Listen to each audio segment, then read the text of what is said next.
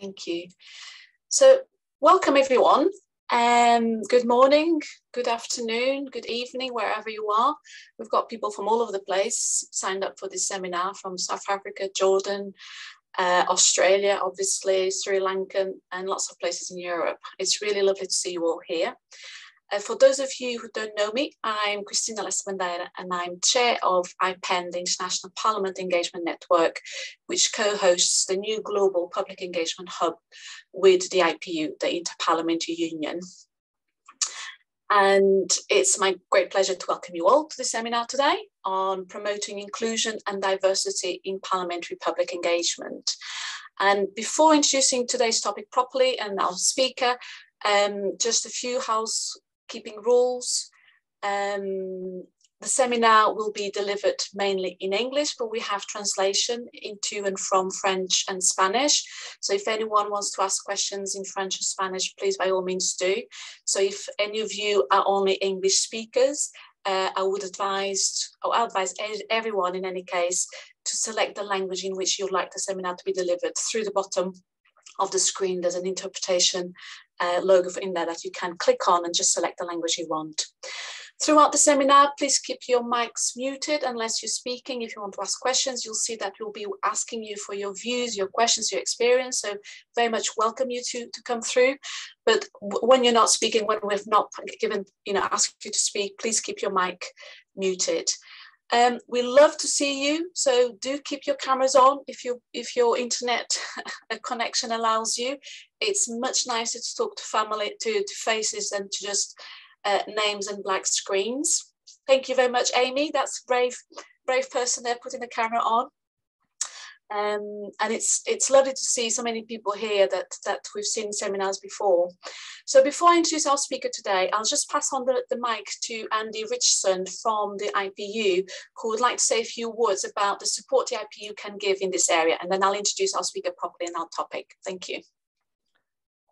Thanks, Christina, and welcome to everybody. Andy Richardson, Programme Manager for Parliamentary Standards at the IPU. And as many of you know, in March of this year, the IPU and UNDP published the third Global Parliamentary Report. It focuses on public engagement in the work of Parliament. But we really see this as a starting point. It's not a report that ends a cycle, it begins a cycle. And our goal in this work is really to support parliaments in their efforts to strengthen public engagement. So one of the ways we're trying to do this is by organizing this series of webinars in partnership with Christina and IPEN. This is the fourth in that series. Thanks for all of that support to Christina. And I'm really happy that in today's webinar, it's Andres Lomp from the Parliament of Victoria in Australia who will be leading the discussion, because Andres was one of the major contributors to this Global Parliamentary Report, and it's great to see you here. But in addition to the webinars, we have other channels, other approaches to supporting parliaments, and one is through the IPU's capacity building program, where parliaments that want support, advice, and to work with partners in building their public engagement can contact us at the IPU. We can talk and we can see in which ways we can help you, to connect you to sources of advice and experience from other parliaments, and taking into account the lessons and recommendations from the Global Parliamentary Report itself. We're very keen to pursue today's theme around inclusion and diversity in public engagement. And if anyone on this call today or other parliaments want to talk with us, then please write us at the email that's posted in the chat, gpr@ipu.org. We'll be happy to have that conversation with you. So with that, I hand it back to Christina and to Andres for the webinar. Thank you. Thanks very much, Andy. In meanwhile, if you're able to rename yourself, which you should be able through the blue square rectangle on your screen, and just put the country after your name, that will be really, really helpful. But no worries if you're not quite sure how to do it. So So clearly inclusion and diversity is a core topic of the Global Parliamentary Report, and I know a topic of great importance to a lot of parliaments in the way they do public engagement. And it's very much about developing meaningful public engagement to go beyond the ones who would engage anyway. And there is a lot of variety of experiences in the people represented here, but today we want very much to focus on that inclusion checklist.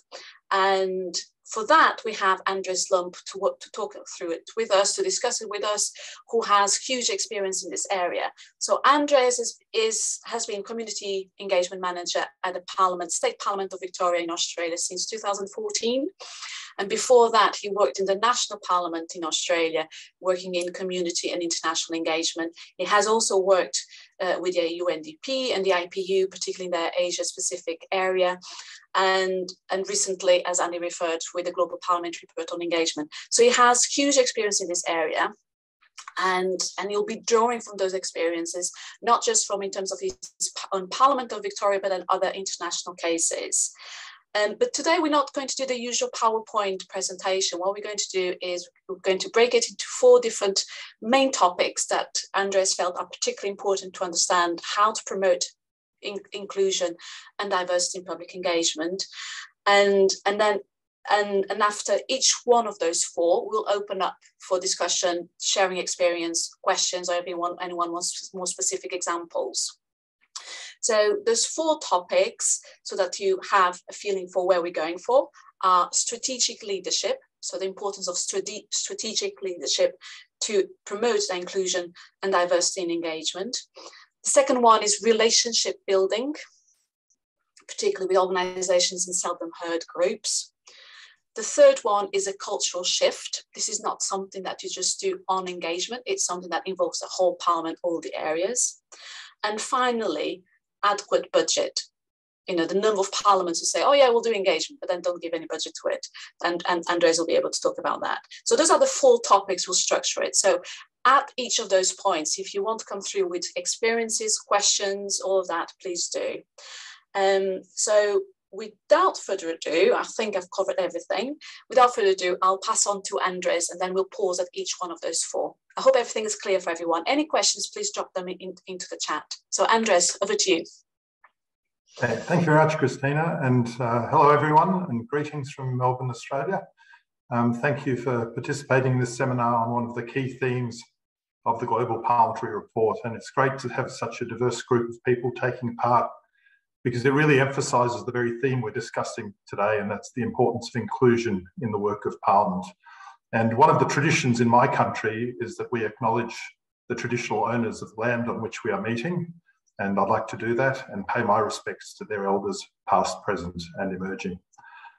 Events across the world have shown us that democracy is under threat, and in large part that threat comes from a disconnect between parliaments and the people they represent.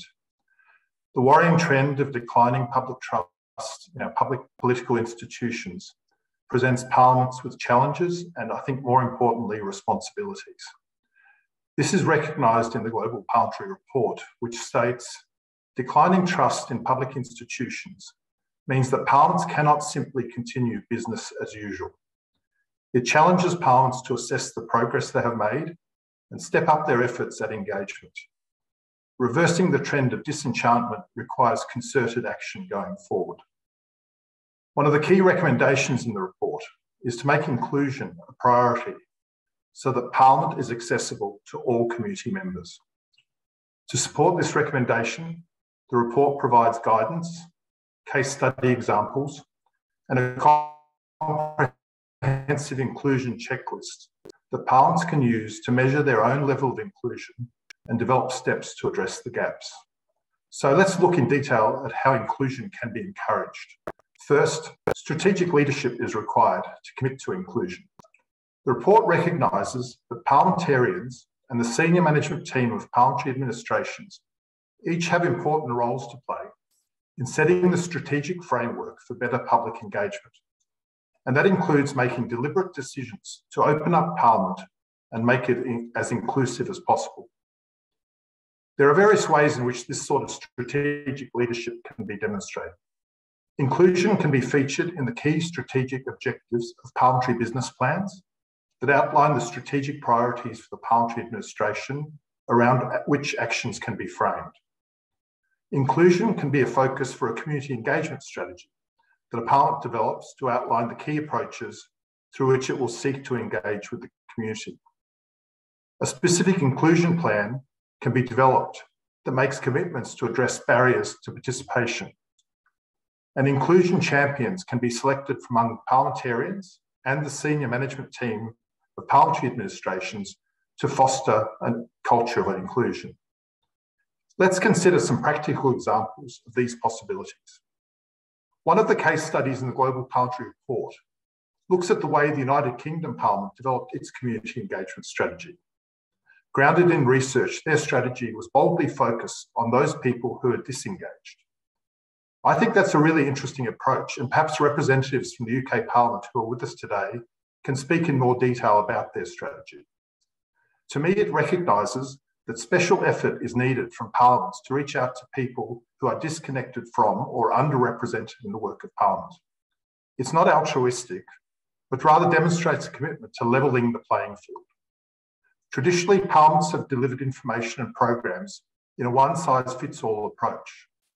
By seeking an alternative focus for engagement, one that recognises the need for targeted support to groups who have not experienced Parliament before, then we start to see inclusion becoming a strategic priority where words turn to actions. In my own Parliament in the state of Victoria, we have highlighted inclusion in our overall strategic directions, developed an engagement strategy with a particular focus on people who have not connected with Parliament before, and have produced an inclusion plan with a particular focus on disability inclusion.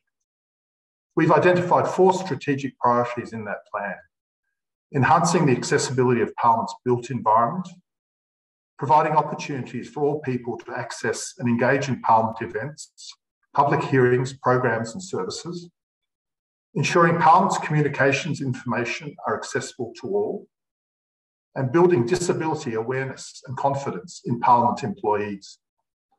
The plan was developed in consultation with relevant civil society organisations representing disadvantaged or underrepresented groups. A cross-parliamentary working group manages the plan and the many actions needed to achieve it. The important point, I believe, in both the UK and Victorian examples is that there is a clear and defined commitment to inclusion. That is a vital step. So let's now hear from some of our participants in this seminar on that question of strategic leadership and how that can help deliver more inclusive parliaments. How important do you think inclusion is, and has your parliament demonstrated strategic leadership in this area? Over to you, Christina. So lots of things in there, Andres, actually, and I wonder if we want to hear more about inclusion plan, what's inclusion plan, and inclusion champions. I really like that idea of inclusion champions, and I wonder how you apply that. But yes, let's hear from anyone in this call. So if you've had, if you've implemented a strategy for public engagement, I know a lot of parliaments don't actually have a strategy specific for public engagement. And do you have any examples of where that strategy has been key to develop engagement, or do you have any experiences on how that has not worked? Because that's also what we would like to hear, where not having that strategy, not having that leadership has meant that you couldn't do the specific things in engagement. Or I know we have, at least we had people from South Africa signed into this seminar. I don't know if we have anyone from South Africa actually in the seminar, but I know South Africa is a parliament that has done a lot in terms of strategy, in terms of thinking of public engagement through its own strategy. So if you like to share your experiences or have questions for Andres, because there's things in Andres I talked about that maybe we could have more detail about, please just click on raise your hand, which is under reactions, and I'll bring you through, or just type it in the chat and I'll keep an eye on the chat to see if anyone has any things that they'd like to come through. And we've got a good morning from Jacob in Nigeria. A very welcome to you, Jacob, and good morning to you. So anyone wants to come through with questions or share their experience or strategy? I was going to say, I've noticed that Gillian Baxendine is here, and I was going to say, I don't want to embarrass her, but can Gillian say what they've done in the Scottish Parliament? Because you've got lots of experience in this area. So please, Gillian, thank you for coming through. Thanks, Christina. Morning, everyone. So we do have a parliamentary public engagement strategy, and we also have a strategic priority in our plan. And our public engagement strategy, which we sort of updated last year, is centred around partnership and communities. So trying to focus on working with people outside the Parliament. I think because we recognise that Scottish Parliament is quite a small organisation, we've got about 500 staff. And so we're never going to reach everybody unless we're kind of connecting with people who are already connected with them. I was really interested in Andre's comment about inclusion champions. So in our parliamentary administration, we have staff inclusion champions. So all of our leadership group will be part of one of our staff diversity networks. But I'm interested in the idea of that extending wider than that, and I'd love to hear more about that. Thank you, Gillian. And just to clarify, Gillian's from the Scottish Parliament, not the UK Parliament. She's got UK there. So I wrote UK and then I was like, I should have written Scotland. Yeah, you should have done. I might change it. A very important difference. Should we pick up on that idea on inclusion champions, Andreas? Because Amaren's been from the Netherlands, our newest member of IPEN, by the way. Welcome, Amaren, to our seminar. She's also asking about inclusion champions. She's asking, how do you define inclusion champions? And Gillian's interested in that too. So can you give us a little bit more detail about that, please? Yes, look, it came up in the discussions on the Global Parliamentary Report about this idea that really to push these issues forward, you need senior people, both in the parliamentary administration and among the members of Parliament, that will really assist in pushing the agenda forward on these issues. Often parliamentary staff look to their leaders to sort of say, look, what should we be doing in this area, or do we have permission to do these things?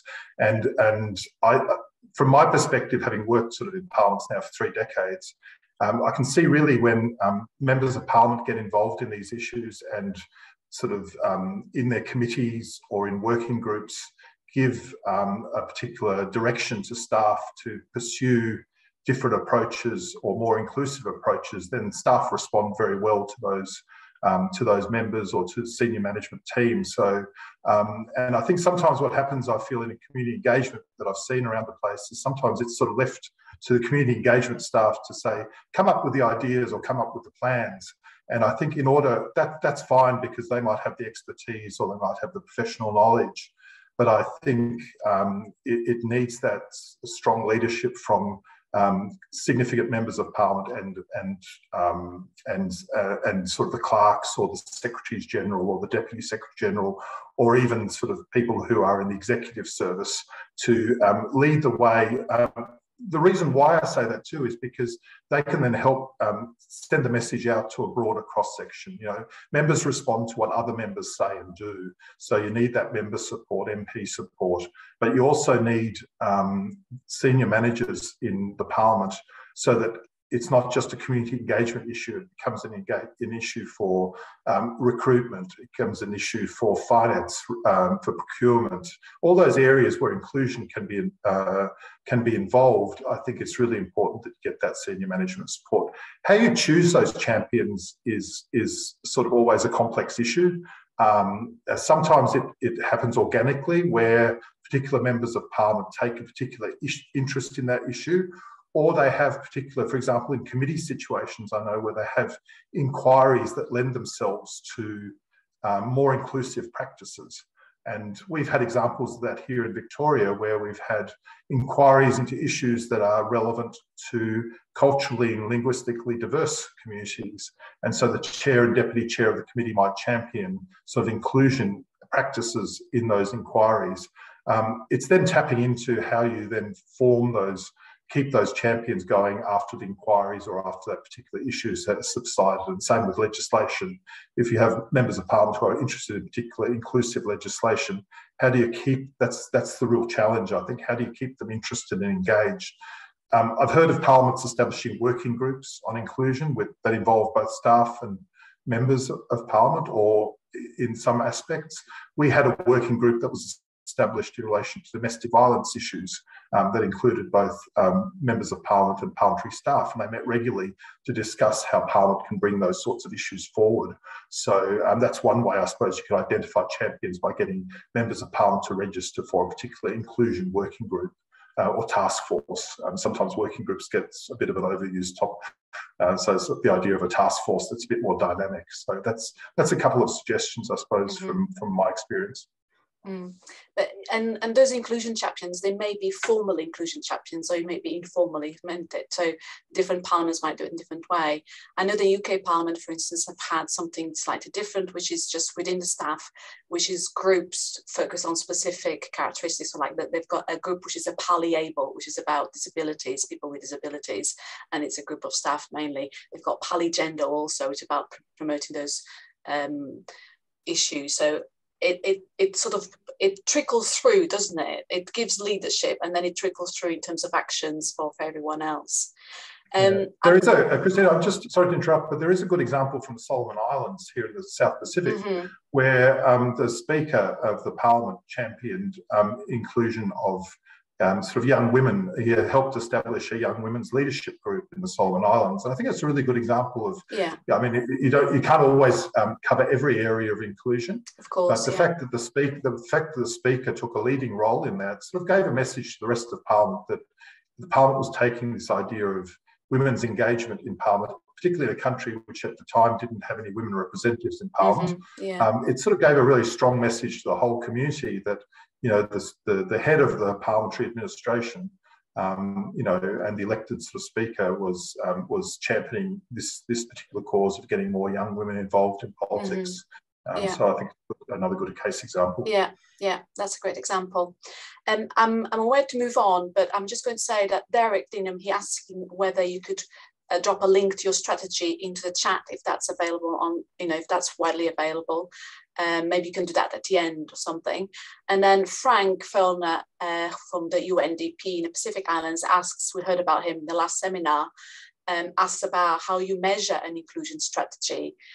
This might be a question for the whole seminar, so I'm not sure I want you to you know, extend too much on it, but maybe something to bear in mind is when it comes to analysing, evaluating a strategy, either quantitative or qualitatively, how do you go about it? And if you could just address that quickly, and then we'll move on to the next point. Yeah, I think it's, for me, I think it's sort of the level of engagement of people in the parliamentary processes where you start seeing more participation is one way of measuring whether your inclusion strategies are working, whether you see different sorts of groups emerging, whether, for example, I think there's a range of measures you need to put in place depending on what the type of practice is. Let's say looking at just committees, for example, you know, the types of submissions you're getting or the types of people that are attending public hearings. I think the other side of the equation, which I'm going to talk about a little bit later, is also amendments to parliamentary practices that take consideration of inclusion. So where Parliament starts adapting its practices to make sure that people can participate. We have this, I think in the report, the IPU report refers to this fact of participation by invitation. And I think the report recommends starting to move away from that idea of Parliament always just inviting people, that it should be more of an organic process where people nominate to participate. And I think if you start seeing more inclusive dialogues, more inclusive consultations, then that's possibly one measure. But we can possibly talk about that a little bit more later, just as a brief answer. Yeah, that's great. Our next seminar, by the way, on the 19th of October, will be about monitoring diversity, inclusion, engagement. So we'll be talking a lot about that, particularly about checking who submits evidence to committees and all of those things. Should we move on now to your second point then, Andres, about relationship building, which links very nicely to what you just said.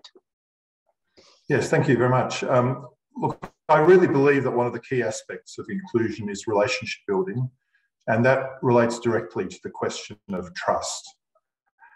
If people don't know you, then they won't necessarily trust you.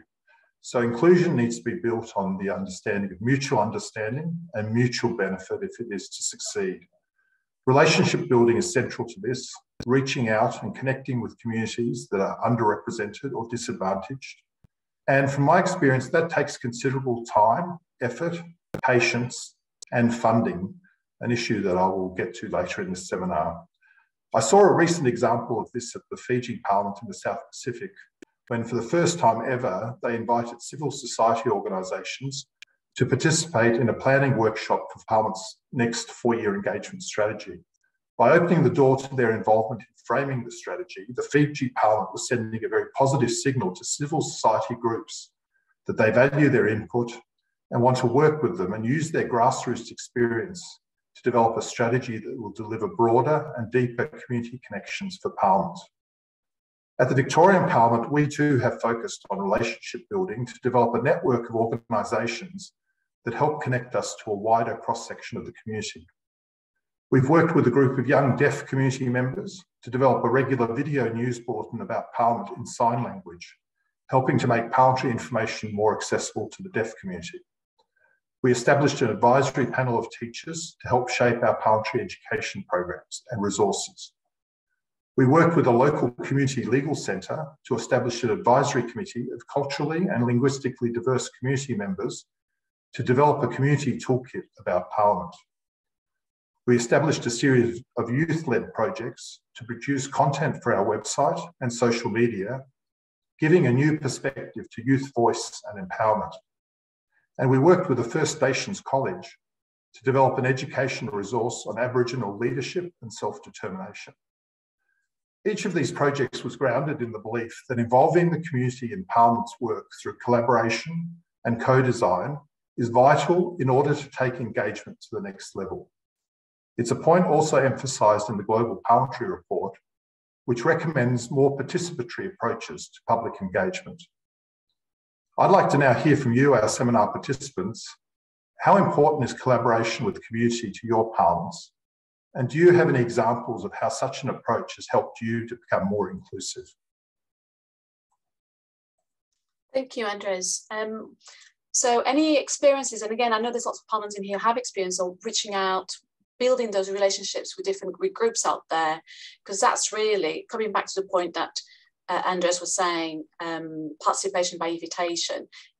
If you don't go beyond that, if you don't go and reach out to those groups, you will not go beyond those people who would engage with Parliament anyway. We need Suposi from, I think you're from South Africa. You wanted to come in earlier. I don't know if it was relating to this, but I know you also have a lot of experience in this area. Do you want to come through, Winnie? Thank you, Chairperson, and good morning. Good morning. Winnie is from an office called Parliamentary Democracy Office, okay. Acronym PDO.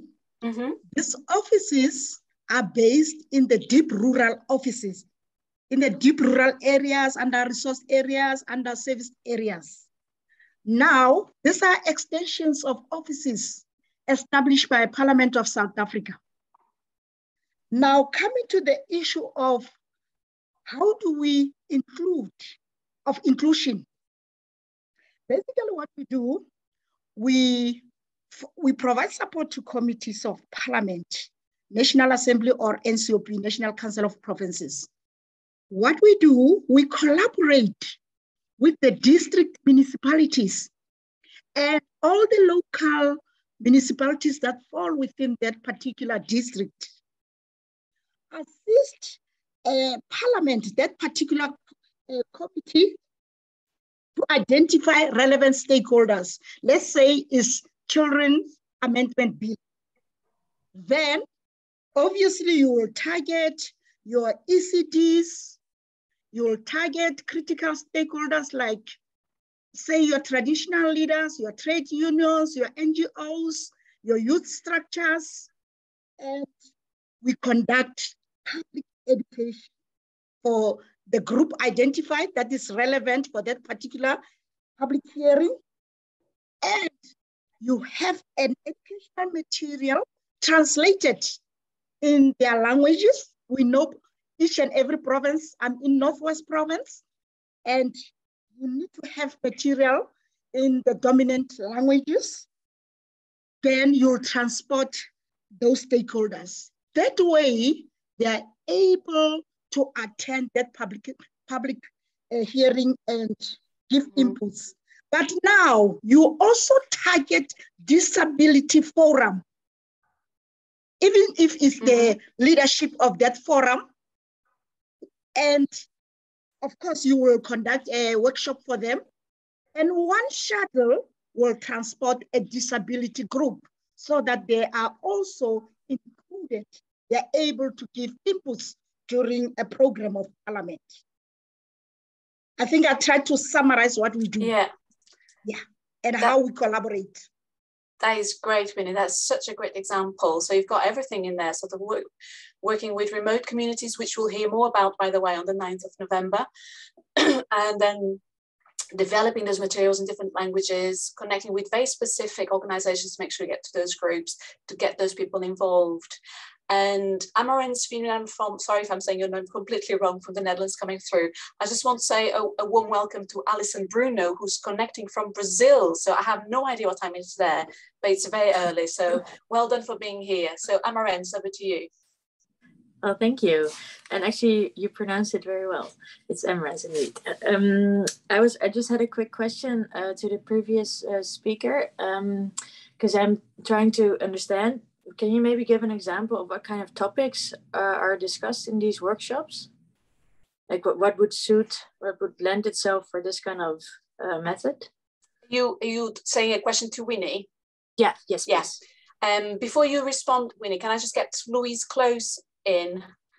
Oh no, actually, Winnie, go ahead, Winnie. Do reply to Amarens, and then I'll come to Louise. Yeah, please, Winnie. It's her question.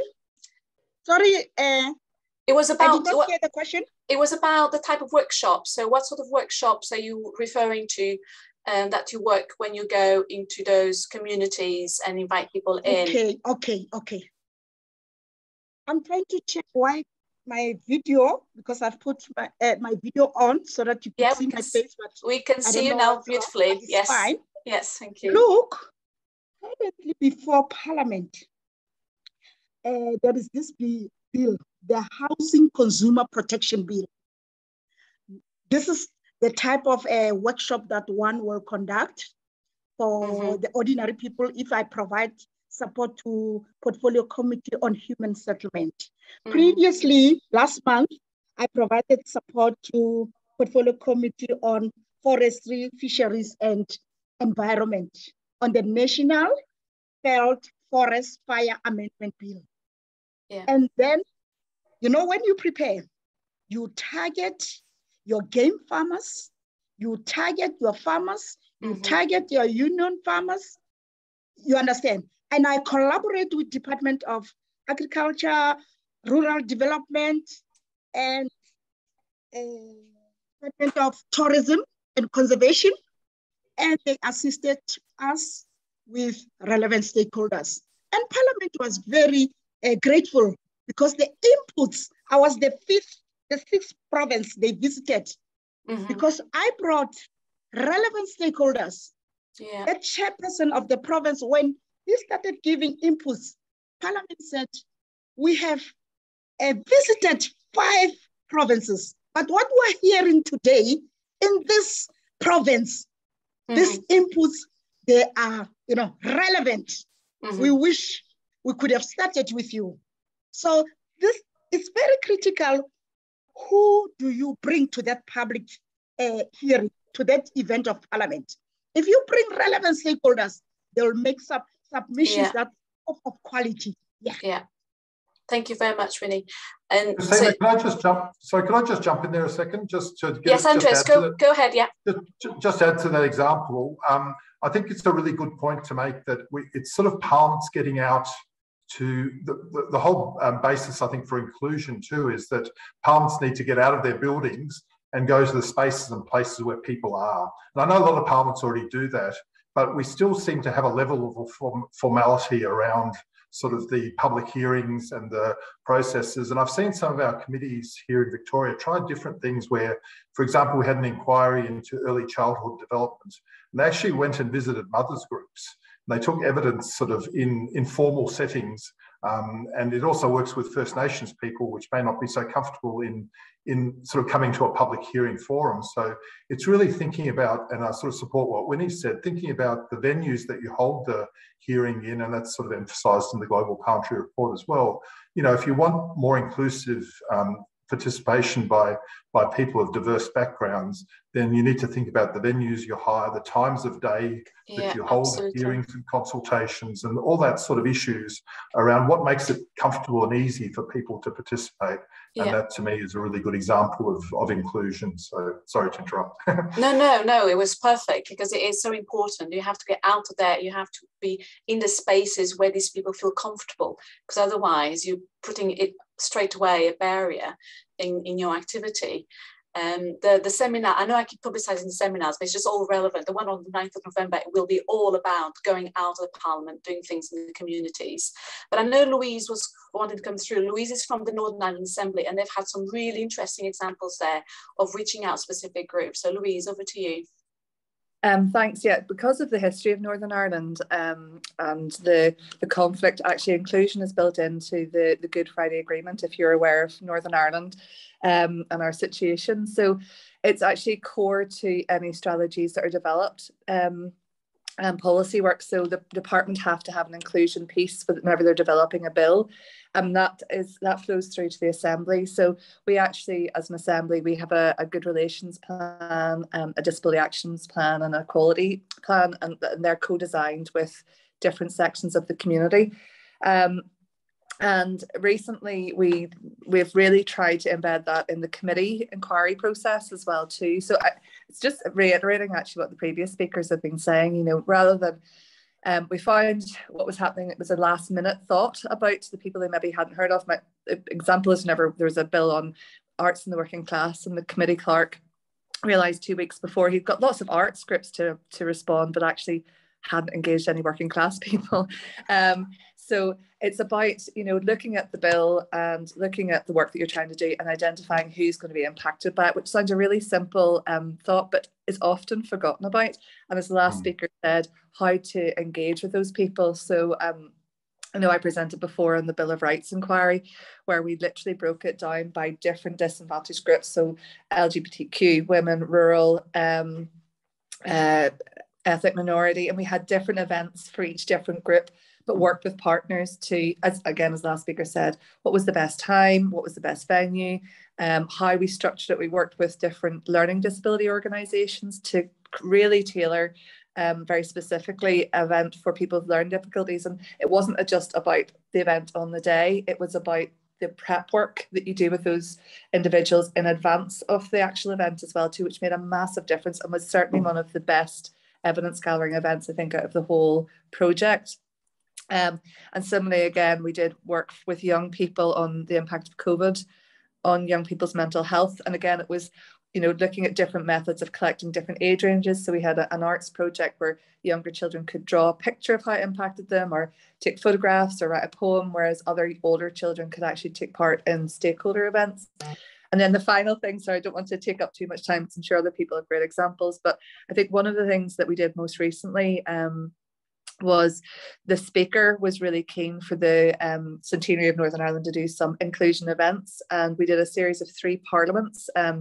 We did a parliament for older people, one for people with disabilities, and one for women, and that was bringing working with those sections of the community, finding out what their issues are, and then bringing individuals in from those sectors to tell their story. And it was run like a proper plenary session, and we believe the disability one may be one of the first of its kind, and they were able to tell their views and what issues they had, and that actually subsequently led to the first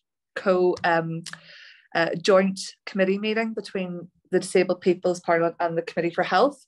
And it was a formal committee meeting with the members and the disabled community in the same room, questioning the minister and the department officials, which was an interesting setup. I'm not sure the departments were as enthused as we were, because actually there was questions that the members just would not have, and questions that, you know, the department did not get away easily, because some of the answers the department gave The disabled community were very quick to come back and say, well, that's actually not the reality. And the members came out of that saying just, this is something we want to do on a regular basis because there's just information there that we just would never have known. And I think that's the point. Exactly. Of members represent everybody, but you can't know the life experience everybody has unless you're inclusive in the process. So that's... Exactly.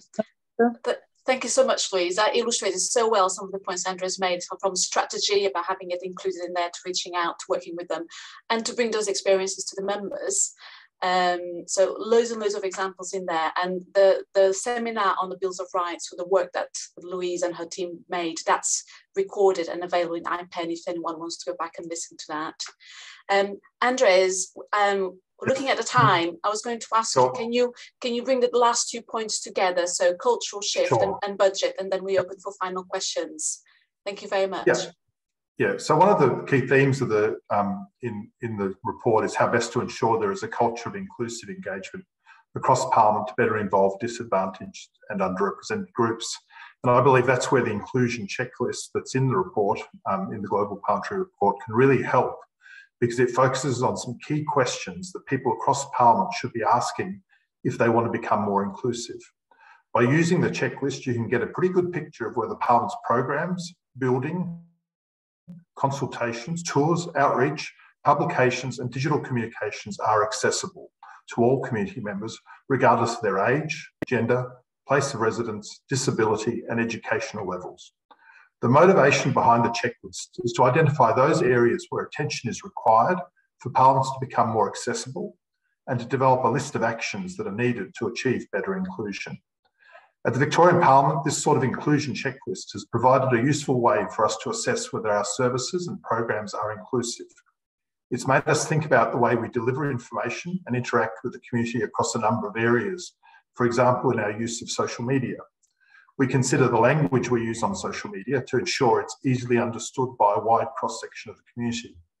We ensure videos are closed captioned to make them accessible to people who are deaf or hard of hearing. We think about the breadth of issues that we cover to make sure they are of significance to both metropolitan and regional communities.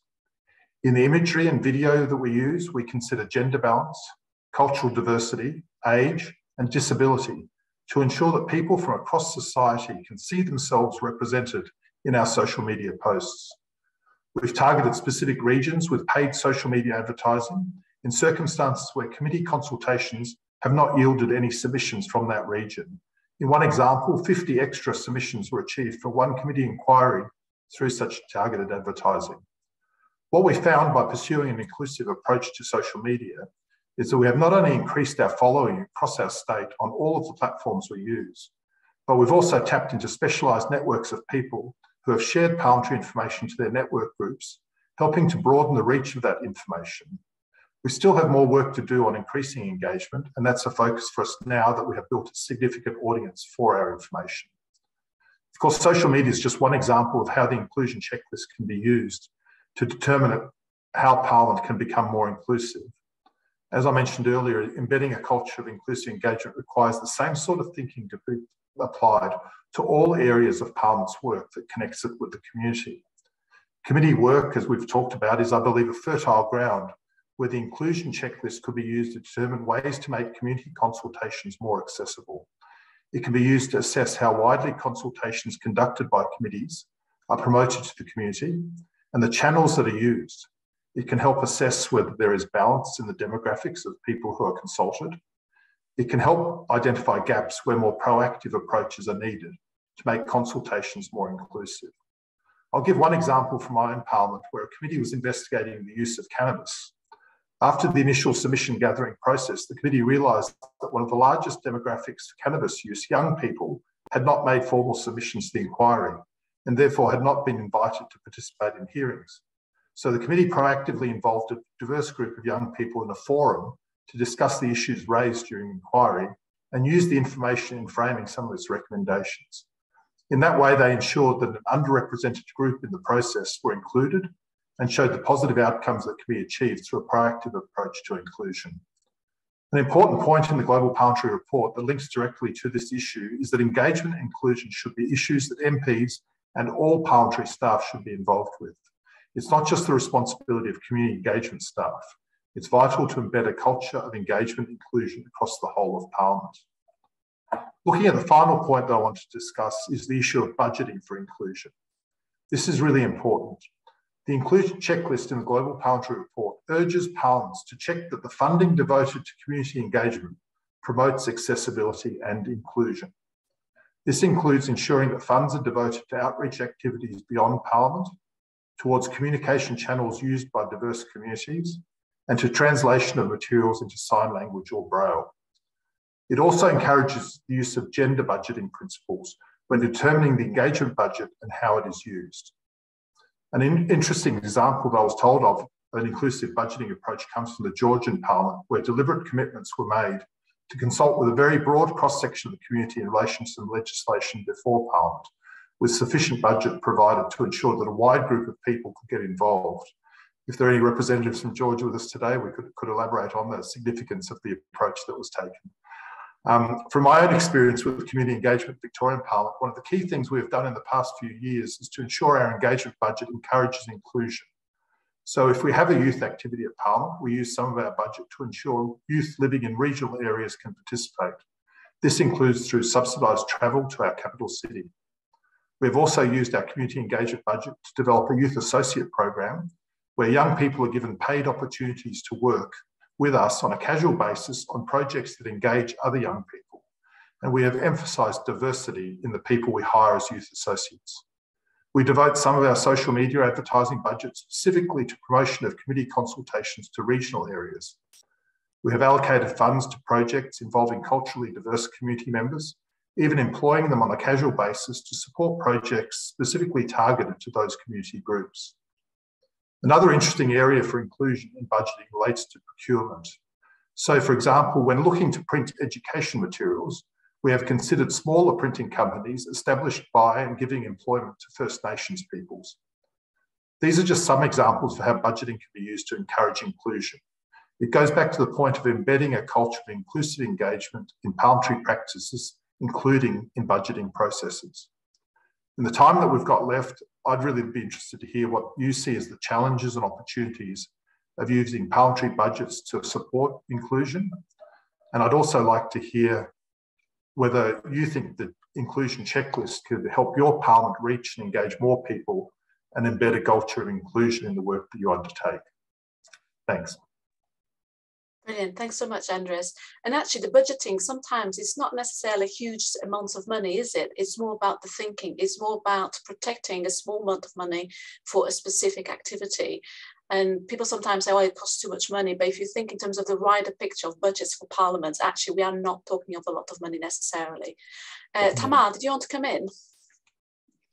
Yes, hello everyone. Andres, thank you so much for this very interesting overview. So I will briefly, as Georgian example was mentioned, I think I can elaborate a bit on that.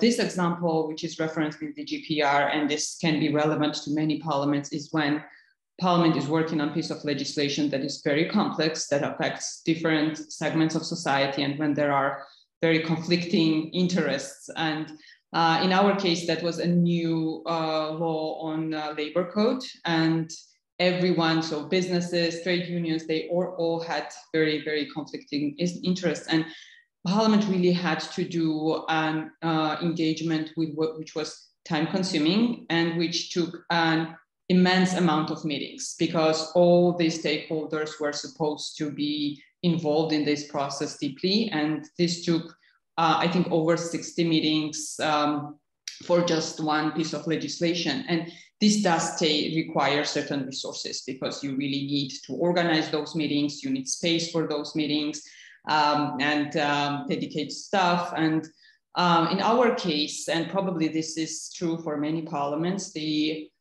development organizations are also supporting Parliament and are providing the opportunities for such events. But it is definitely important for Parliament to have their own funding, their own budget, to not really be, when there is a technical assistance available, you can always use it. But if it's not, then it's really key to be able to do this work independently, so by the Parliament. So this is probably something which is relevant in this context. Thank you. Wonderful. Thank you so much, Tamar. And again, about working with outside organisations, isn't it? Sometimes parliaments think they have to do it all, but actually working with others, you can do far more. And Gillian, now firmly in Scotland, exclamation mark, comes back. Over to you, Gillian.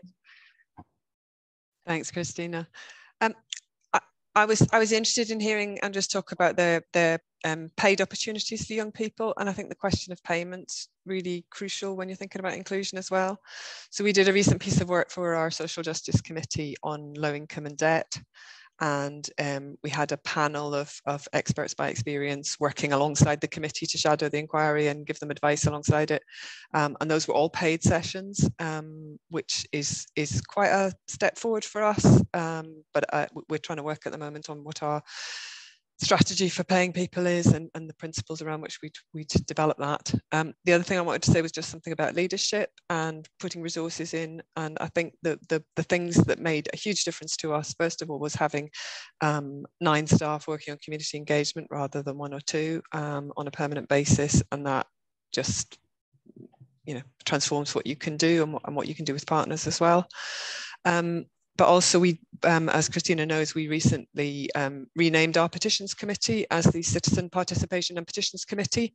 And that committee of members is taking a real leadership role. They're running an inquiry at the moment, which will lead to a citizens panel in a few weeks, where we've got 24 members of the public who are going to basically advise the Parliament on how it should approach better participation. So once that reports and the committee reflects on it, that may be something that people would find of interest to come back on. That is definitely a future seminar, Gillian. You won't get away from that. Any other points on budget? But I also wanted to read the point by Jasmine Sharma from India. I don't know if you wanted to say it yourself, Jasmine, or if I'm okay just to read it. But a really lovely comment in the chat about how you saw this seminar has been in terms of ideas, but also pointing out in the Indian Parliament that their president is now a woman from scheduled tribe class. And her recent nomination has indeed started a positive wave for inclusion in obviously what is the world's largest democracy. So again, just making the point how that leadership is really important. It's about understanding, what it means to do inclusion properly. Because it's about making you think in a different way, isn't it? About thinking from a different perspective and really getting that. Andres, we don't have a lot of time, so Andres, you want to finish off with a few words before we finish? And if anyone else wants to say something, please, this is your last chance now, or just come back for our next seminars, and we'll always talk about these issues. But over to you, Andres, now. Yeah, thanks. I just want to follow up Gillian's point about the fact that they've been trying different things as well. And I think one of the points that I think is really important is that in some of these areas, which is particularly sort of new fields or greenfields areas, it's okay to experiment. It's worth experimenting, because sometimes you just don't know, and sometimes you do get things that don't work. But if you haven't tried them, we had an experience which I just wanted to tell you about, where we actually paid a community legal centre to employ someone for a day. They were actually based at the community legal centre. It's the first time our Parliament's ever tried that. But they were actually in direct contact with the culturally diverse community that lived in that area. And it worked out incredibly well, because they came up with the idea of developing a community toolkit. It wasn't our idea, it was actually their idea. We really liked the idea. We said, well, we gave them more funding to develop it. And now it's an online tool that can be used across the state. But the good thing is they've actually become the champions for that toolkit. So they're promoting it among their grassroots organisations, their community groups. They appeared in the videos, they talked about their experience with Parliament. So it was a real experiment for us, and it sort of paid off. There's other things we've done that haven't paid off as well, but we've sort of learned from that. And I think that's the thing that I think is really important is, and maybe a good note to finish on is that, inclusion, you learn an incredible amount from the community. I think a number of speakers have talked about that. You do learn an incredible amount from the communities you engage with. You find out new things when you travel to different locations across our state, or listen to people who don't have English as a first language, who use sign language. Or there's just so many things you pick up that you can bring back to Parliament. And I think that sort of idea of experimenting, I would always encourage parliaments to leave some space for experimentation, both in their budgets, in their strategies, and in the work that they do, because the risks, I think, aren't great, but the benefits are far greater. So I think maybe that's a note that I'd finish on. Yeah. But if there's any other questions, comments? That's a brilliant point to make, Andres, and something that I've noticed a lot in my research, because my research is all about public engagement, and it's obviously always an area that parliaments don't necessarily do a lot, and parliaments are really resistant to piloting, to experimenting. They're very risk-averse institutions for lots of very, pragmatic and reasonable reasons, because they are very exposed and the media will have a go with them if they find something. But doing small experiments, small pilots, is actually a really good way of trying out some of these things. And in my research, some of the things that I've noticed that work best are things that started very small and then went on to bigger things. We've got— And also just one thing to build on with that as well is, for a lot of, one of the things we often talk about is big parliaments and parliaments that have quite reasonable resources. But there's also so many small parliaments around the world, and particularly here in the South Pacific, we have a number of small parliaments. And sometimes if you actually contact the community groups, they get really involved in activities, or they, students might do internships that don't need huge numbers of resources. So sort of thinking creatively about how you can include people often is a good way of supplementing resources. It's you don't want to get to the stage where you're using people for free. But you do actually, by actually involving them, they build skills themselves. I've had a number of people say, we'd love to come and work at Parliament just to build our skills. And that sort of helps them sort of go on to future careers. So it's something for smaller parliaments to think about, that these inclusion checklists and stuff aren't just for big parliaments, it's also for small parliaments. Oh, no, it's definitely for all parliaments, isn't it? It's just about how you adapt your strategies. Well, we're coming up to time, but I really enjoyed the seminar, so I hope everyone else did also. But before I do my final thank yous, just to announce the next seminar. So the next seminar is going to be held in IPEN. For those of you who are IPEN, you'll see a calendar invite in there. If you're not in IPEN, if you want to join, you're very welcome to join. Maybe someone can put the link into the chat. But on the 19th of October, it will be about monitoring diversity in public engagement. So it's for people who are already doing public engagement, and how do you go about monitoring that diversity. And we'll hear there from the UK and the Welsh Parliament's experiences. And then on the 9th of November, it will be an IPU IPEN, so the Public Engagement Hub, like today, on Zoom, and it'll be a seminar about reaching out to remote communities. So we'll hear from experiences in Serbia, in South Africa, and in the Parliament of South Australia. So 3 very different realities. It should be super interesting. And it's going to be at 1 hour and 15 minutes, that seminar, slightly longer than 1 hour. But I hope to see you all at that one. And before you all go, thank you very much for coming to this webinar today. I hope you enjoyed it. I hope to see you again soon on the next ones. A special thank you for our interpreters for doing the interpretation for us today. Everything went very smoothly, which means that they've done a great job.